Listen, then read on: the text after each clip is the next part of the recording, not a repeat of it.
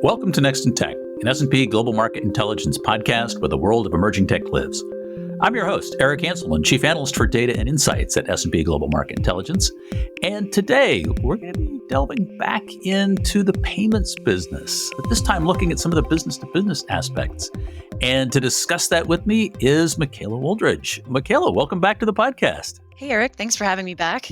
It's great to have you here. And we're heading in a slightly different direction than what you were talking about the last time you were on. I mean, you've been working in the payments side of the business quite a bit, but you've started to focus more on the business side, shifting newly away from a lot of the consumer side. That's right. This is a really exciting market right now. So I'm excited to share some key trends we're seeing in the B2B payments market and some of our data as well. So what's different in terms of the two? And I think most people are probably familiar with the consumer side payments industry, a lot of the payments technologies, a lot of things we've talked about previously.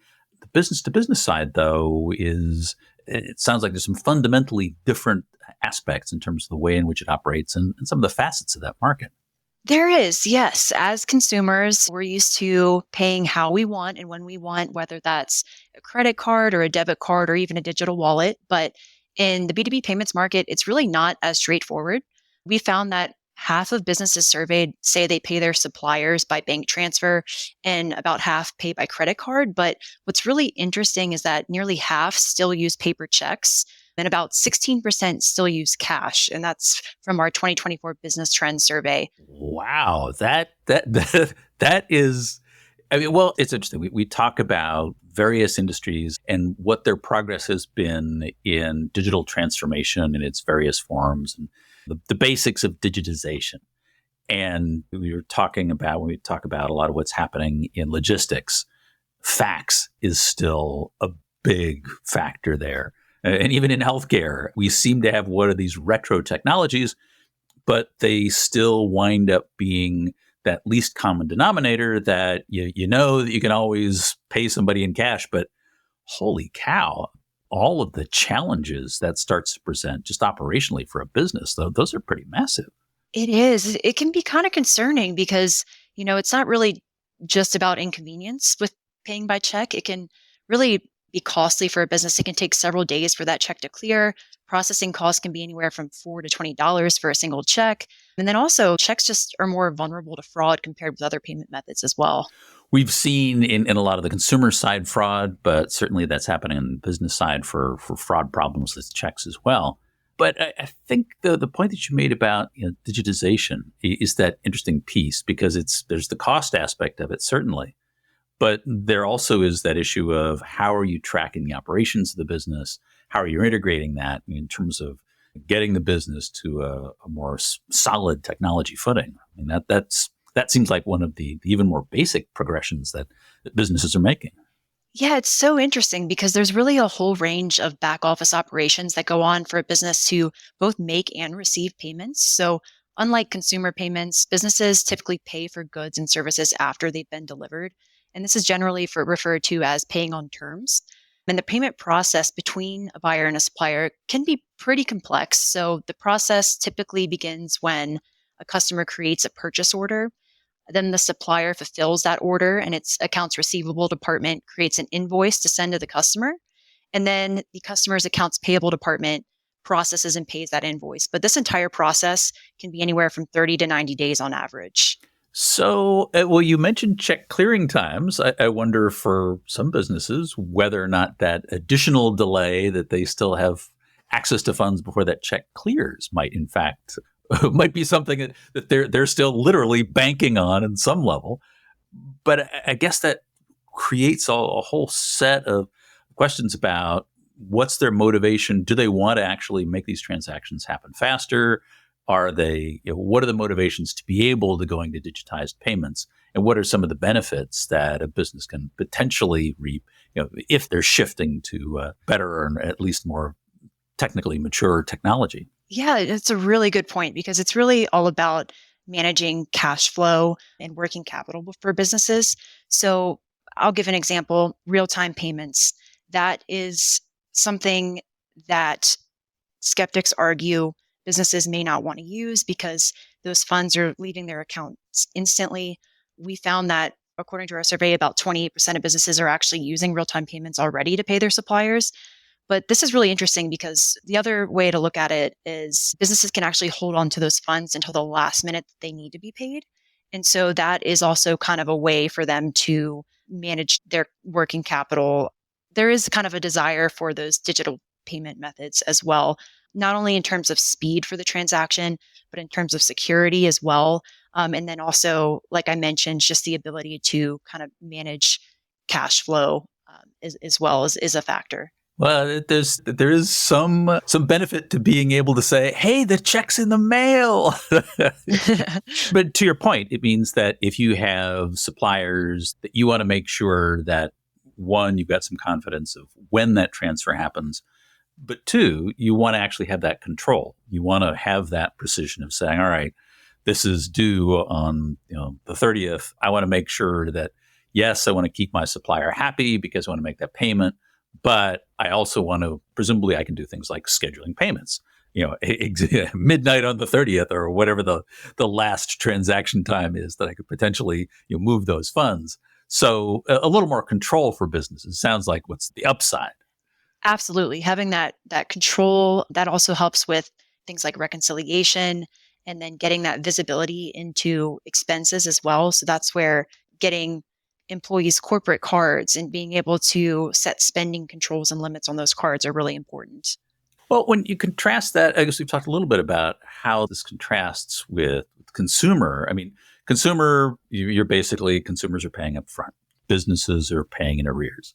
But that the actual technologies are the technologies that are involved in each of these significantly different. I mean, again, you're talking about credit cards driving a certain part of this. How do the technologies differ? Yeah, it's a great question. So I think it's helpful to kind of think about it as really two different sides of the market. So on one side, there are B2B payments providers that are catering to business buyers, and they're providing technology such as accounts payable automation to streamline the payments process when businesses pay their suppliers. So AP automation typically uses technology such as artificial intelligence and machine learning, and also optical character recognition to digitally extract information from invoices. And then it's able to match invoices to purchase orders and then also automate some of that payment approval workflow to help kind of streamline some of the payments process and reduce the manual labor associated with making a payment. So that's the business buyer side. And then there's also the providers that are focused on serving the suppliers and kind of streamlining the receiving end of payments. And that's where accounts receivable automation comes into play. And this technology is essentially automating the invoice generation process. It's automating collections reminders, and it's also recording and tracking payments as well. And the goal of this is to get businesses paid faster and reduce their sales outstanding. So both sides of that equation. But it's interesting that one of the things you're identifying is that in both these ends, there are bridge technologies. So you're talking about invoice scanning, being able to have AI applied to some of this to identify and match some of these workflows to ensure that you're smoothing workflows. It sounds like one of the big points is actually being able to approach this with an understanding that this is not an immediate overnight transformation to full digitization. It actually is starting to put technologies in place that can both deal with the manual capabilities that exist today as that march into greater digitization actually takes place. It seems like that being able to bolt up to the manual processes is a key part of this on the business side.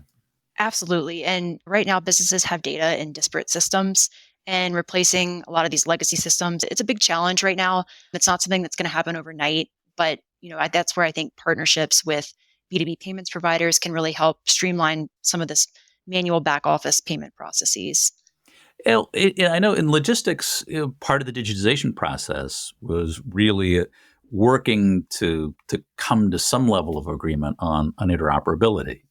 Are you seeing the same kind of things in B2B payments? And I guess are there efforts to get to a point at which there's some acceptance of either common formats, common processes, things of that nature? Yeah, that's a good question because there's definitely standardization is a huge challenge. It's a huge, goal with getting data into the correct format. That is very much part of the process. But what I think is really interesting is while this market is pretty fragmented right now, so I mentioned there's providers focused on the AR tech, the AP tech. We're actually beginning to see providers offering more integrated solutions across the B2B payments value chain. So, for example, on the business buyer side, we're seeing providers offer procurement support, AP automation and expense management capabilities. Ramp, for example, they started off offering corporate cards and then they expanded into expense management, AP automation and procurement. So, really, that addresses a lot of the challenges that businesses have with data living in disparate systems.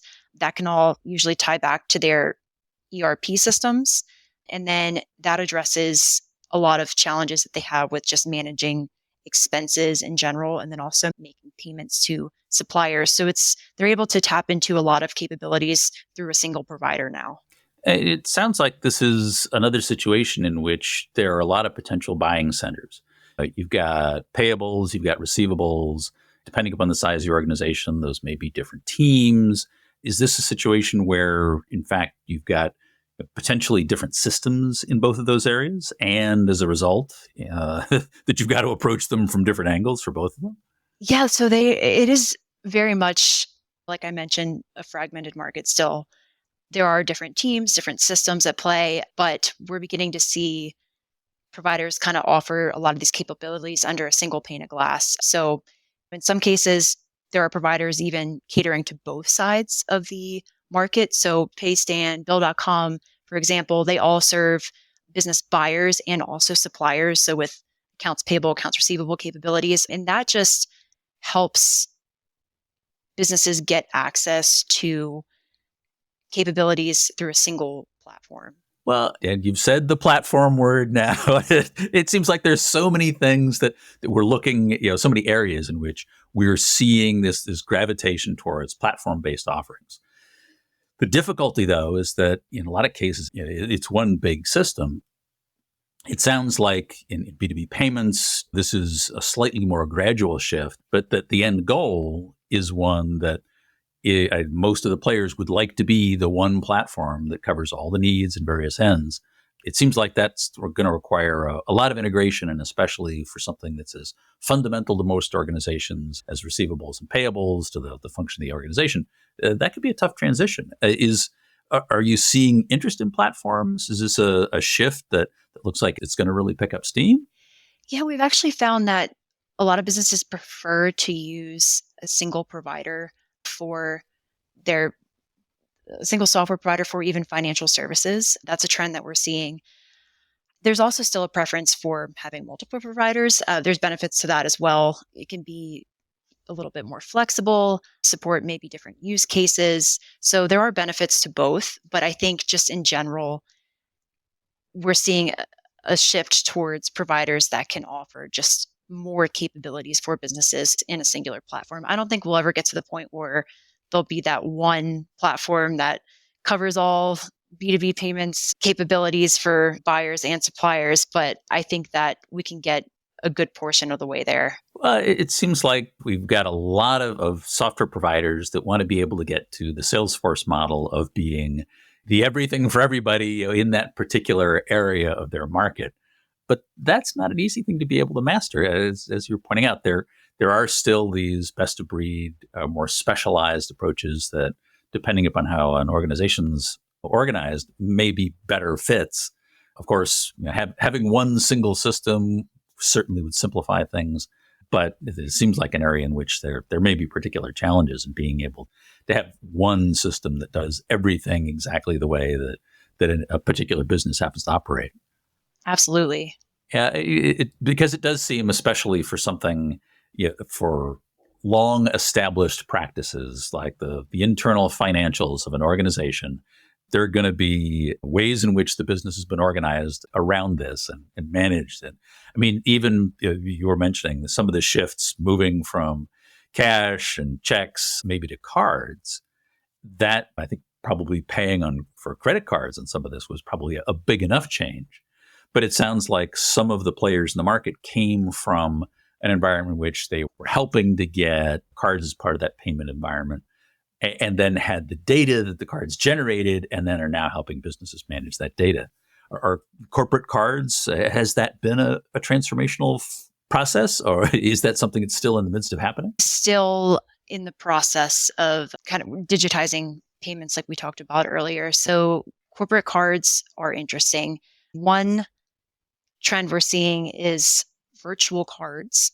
So virtual cards are essentially digital versions of physical cards, and they're only valid for one time or limited use. One of the biggest benefits of virtual cards is their enhanced security. So because the card expires when a payment is completed or a specific time is reached, virtual cards are considered more secure than physical cards. So I think that's a really interesting payment method that we're seeing. And like you mentioned, having those card payments, it helps businesses better kind of capture and track expenses as well. So that's where a lot of corporate card providers are now offering expense management capabilities for businesses as well, because they're just so closely tied together. That's fascinating, because the per use we've had the consumer corporate card of, I think there was a lot of experimentation that went on in the consumer markets about single use credit card numbers, so that your potential loss of that number wasn't a particular issue. But here it sounds like what's happened is that this is now more secure than using a check. You don't have the problem of there's all those legacy stories of I've got the corporate card and I'm going to go off and have unrestrained purchasing power because I've got a card. You've now got the management piece of it. You've got the security of it, and now that one-time use card number starts to become a standardized way of doing the transaction. It's more secure than any of the normal stuff, which is wire transfers, direct ACH transfers, bank to bank, bank account transfers. It seems like it overcomes a lot of those challenges that what had been a physical card business in terms of how they got used. Yeah, it definitely addresses a lot of the challenges that businesses are having with their payments. So I anticipate adoption to increase for virtual cards. I think that there are a little bit more benefits to it in the B2B payments market than there are in the consumer market. That being said, I think that it's maybe not a great payment method for all types of payments. It is kind of limited to those one-time transactions, although there are some that can support recurring transactions as well. But typically they're geared towards more just very specific purchases. And it definitely gives organizations more control over employee spend. They can set controls and spending limits and kind of have that control like we talked about. But I think that's just one of the many payment methods that are very beneficial to businesses in this space. And I'm guessing that much like other card-based transactions, it comes with fees. Yes. So that is something that businesses will have to take into consideration. There are fees for it, and the fees with B2B payments are interesting because it's really kind of based on the level of data that the payment method generates. So there's like level 1, level 2, level 3 data processing. And so that is another really interesting area of B2B payments, is just how valuable that detailed data is with a payment method as well. Oh, so do payment methods get priced differently based on the kind of data they generate? Yes, essentially. Like I mentioned, it's referred to as the different levels of processing. And so, for example, level 1 would have very basic information about the purchase. Level 2 would have a little bit more detailed information about the purchase. And then level 3 would have even more detail. So they are priced differently, the processing fees that businesses pay for these. And the more detail, that's going to affect the cost of the transaction. So again, and this is one of those things that the back-end institutions that are managing this need to be able to generate some kind of revenue beyond just simply the holding the cash parts of this. But it's interesting to see that shake out in terms of their access to the information that gets derived from the transaction, and being able to have that as being a valuable part of that interchange as well. And my guess is that on the business side, that's probably even more valuable than consumer just because of the size of the transactions. Is that a safe assumption? I think you're absolutely right. Having that detailed data is really beneficial, and businesses are really incentivized to provide it with level three processing since it's a lower processing cost than level one or level two. So it not only helps businesses save on processing fees, but it can also be processed more quickly, which can help improve cash flow. And having that more detailed data, like we talked about, can help businesses even better track and manage their payments as well. Because that's something where if the transaction itself carries that higher level of information about the transaction, certainly the business, again, if you've gotten to a reasonable level of digitization, can now give you more perspectives about what that transaction was. So, in fact, there's value on both sides of that coin, both to the payments processor as well as to the business itself. Absolutely. So, what do you see as some of the challenges that exist in the market and potential opportunities that lie out there ahead? Yeah, I think we got at some of them earlier. One challenge being data lives in disparate systems, replacing these legacy systems that businesses rely on. It's not something that's going to happen overnight. Smaller businesses may have a bigger challenge with it than enterprises. Also, we found that a third of businesses say they have difficulty keeping up with their cash flow management strategy or don't have one at all. Ooh. Well, and again, maybe not all that surprising when you think about what the general state of many businesses is, but yeah, nonetheless. Absolutely. And I wonder, is this something where you see the same kinds of focus on some of the benefits? I know contrasting this with consumer payments, a lot of the focus on consumer winds up being in flexibility. It seems like business hasn't quite gotten to that state yet. Flexibility in terms of the payment method or Yeah, payment method and maybe starting to do things like offering terms. A lot of what's been happening in payments, it seems you mentioned on the consumer side, you've got retailers that are building in capabilities to be able to have more flexible payments, primarily because they're looking to make that transaction simpler for the consumer. I was curious whether or not you see similar kinds of things happen on the business side. Yeah, that's an interesting question.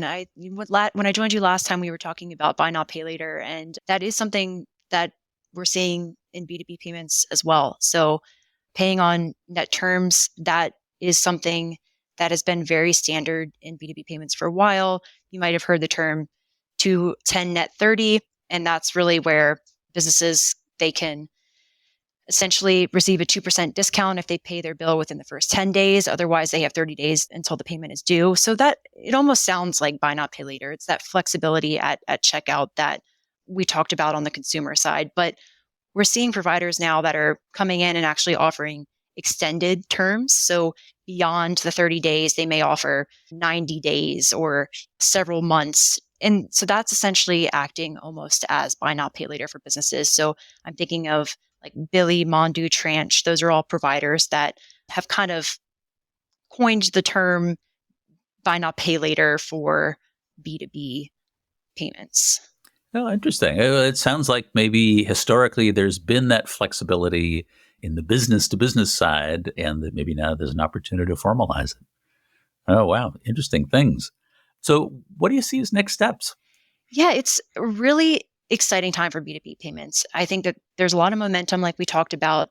The industry is becoming more digitized, and it's also using technology to streamline some of those accounts receivable, accounts payable processes, like I talked about. And like I mentioned, the market is still pretty fragmented, but we're seeing that's beginning to change. So there's providers that are offering essentially a lot of these capabilities, like we talked about. And this is really interesting because having oversight too on both sides of the market, if you're serving a supplier and a buyer, this opens up new opportunities for things like working capital and expense management. Just having that insight into buyers' needs and then maybe being able to kind of provide financing as well when businesses need it. So it just opens up so many opportunities. And I think that's really exciting. I also think that as the market kind of becomes more integrated, we can expect some consolidation. We've already seen a ton of M&A activity in this space. Paystand acquired TeamPay in April this year. Flywire acquired Invoice. That's just to name a few. We have a report that's publishing that has a lot more acquisitions and even potential targets that we highlight. But I expect there to be a lot more M&A activity in the space as well, just given how big the market opportunity is right now. Well, especially for those that can serve both sides of that supplier and purchaser end of the business. Hopefully a lot more that can be done. Interesting stuff. Well, I will point our listeners to the show notes, which will have pointers to some of your research and a lot of the material that's been in there. But these are really interesting perspectives, McKayla. Thank you very much. Yeah, thanks so much for having me, Eric. It was great to have you back. And a lot more research to come. We'll have to see how this market shakes out. Yep, I'm excited. But we are at time. That is it for this episode of Next in Tech. Thanks to our audience for staying with us. And thanks to the production team, including Sophie Carr, Farhan Miadeoshan, and Kira Smith on the marketing and events teams, and our agency partner, the 199. I hope you'll join us for our next episode, because we're going to be talking about data centers and energy transition. We're going to be extending a conversation we've had about this and actually looking into some new areas about some of the research we've had and a conference that's coming up to really look at some of the details in even deeper perspectives that we've gone into so far. I hope you'll join us then, because there's always something next in tech.